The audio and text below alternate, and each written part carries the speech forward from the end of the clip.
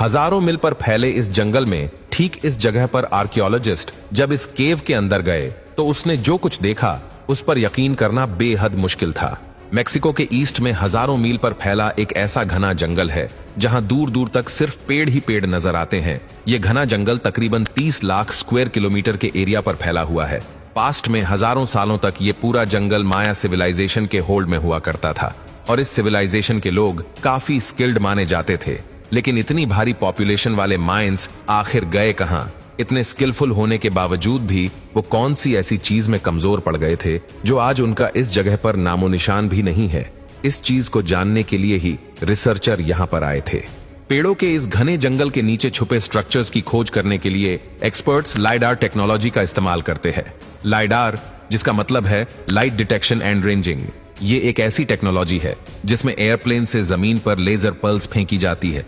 ये laser pulse पेड़ों को बायपास करके जमीन से टकराकर वापस एयरप्लेन पर लगे सेंसर तक पहुंचती है और फिर इस डेटा को प्रोसेस करके ग्राउंड की एक शेप तैयार की जाती है। लाइडार टेक्नोलॉजी की मदद से आर्कियोलॉजिस्ट पहले ये जानते हैं कि जंगल के किस पॉइंट पे मायन रूइन मौजूद है और फिर वहां फिजिकली जाकर साइट पर एक्सक्वेशन की जाती है।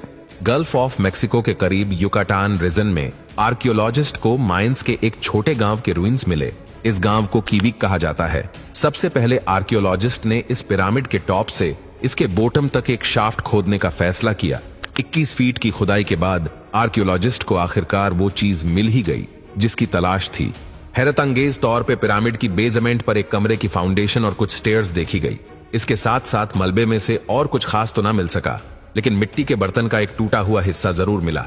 इस छोटे से पोटरी के टुकड़े ने आर्कियोलॉजिस्ट को कई सारे सवालों में उलझा कर रख दिया। रेडियो कार्बन डेटिंग के जरिए इस पोटरी के हिस्से की एज मालूम की गई तो यह तकरीबन 1500 साल पहले बनाया गया था। हैरान करने वाली बात तो यह थी कि पिरामिड खुद तो 1200 साल पहले बना था, लेकिन पोटरी का यह टुकड़ा पिरामिड से भी 300 साल पहले बनाया गया था। और आर्कियोलॉजिस्ट की नजर में यह किसी भी सूरत में पॉसिबल नहीं है। ऐसा क्यों पॉसिबल नहीं है? ये जानने के लिए हमें इसकी हिस्ट्री को जानना पड़ेगा। हिस्ट्री से मालूम पड़ता है कि युकाटान का यह हिस्सा नद्रन माया में शुमार किया जाता था और ईयर 500 में जब पिरामिड के अंदर का ये चेंबर बनाया गया था तब मायंस यहाँ आए ही नहीं थे। तो अब सबसे बड़ा सवाल ये खड़ा हुआ कि अगर मायंस ने ये रॉयल चेंबर नहीं बनाया था तो आखिर किसने बनाया था? इसका जवाब जानने के लिए पिरामिड रूइन के आसपास जंगल का मुआयना किया गया, इस उम्मीद से कि शायद इनसे कोई खास इंफॉर्मेशन मिल सके। पिरामिड साइट से 15 किलोमीटर दूर आर्कियोलॉजिस्ट को कुछ पत्थरों के आसपास एक केव का रास्ता दिखाई दिया। केव की एंट्रेंस काफी तंग थी और इसके अंदर जाना खतरे से खाली नहीं था। इसी वजह से प्रोफेशनल इक्विपमेंट का इस्तेमाल किया गया और 2 से 3 केव एक्सपर्ट्स को इसके अंदर भेजा गया। कई घंटों के बाद एक्सपर्ट्स जमीन से 230 फीट नीचे केव के बॉटम पर पहुंच चुके थे, जहां हैरतअंगेज तौर पे उनको एक सीक्रेट चैम्बर का रास्ता दिखाई दिया और इस चैम्बर की एंट्रेंस को एक पत्थर रखकर बंद किया गया था। जब चेंबर की एंट्रेंस को खोला गया तो अंदर वो कुछ देखने को मिला जिसका अंदाजा लगाना भी नामुमकिन था।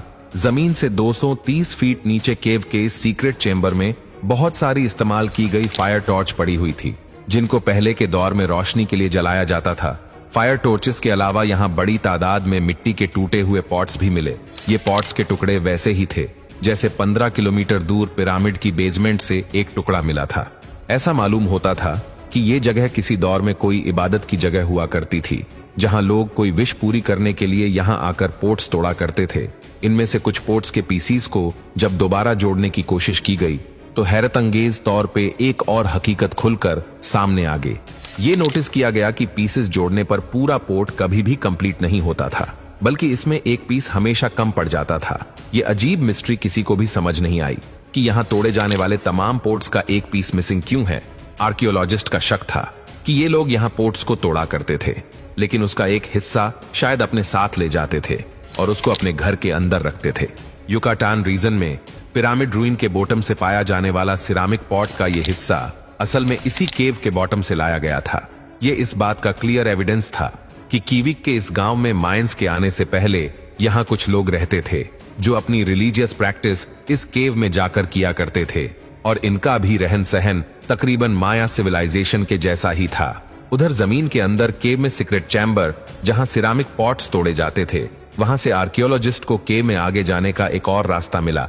एक्सपर्ट्स ने एविडेंस हासिल करने के लिए केव के इस रास्ते पर जाने का फैसला किया। थोड़ा ही आगे जाने के बाद एक्सपर्ट्स को एक और सीक्रेट चैम्बर मिला, जहां पत्थर की दीवारों पर कुछ ऐसे नक्शे बने थे जिनको देखकर दिमाग दंग रह जाता है। केव के इस डीपेस्ट पॉइंट पर पत्थर के ऊपर एक 3D जैगवार की पेंटिंग बनी हुई थी। साथ साथ दीवारों पर एक और पेंटिंग में जैगवार को हिरण का शिकार करते भी देखा गया।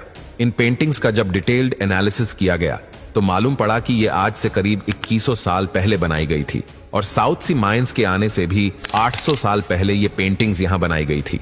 अब इस नए एविडेंस से एक बात तो साबित हो चुकी थी कि कीविक के इस गांव में साउथ सी माइंस के आने से भी पहले एक सिविलाइजेशन रहती थी। उनका रहन सहन और कल्चर लगभग माइंस के जैसा ही था और यही रीजन था जिसकी वजह से एक्सपर्ट्स ने इनको अर्ली या फिर क्लासिक माया का नाम दिया।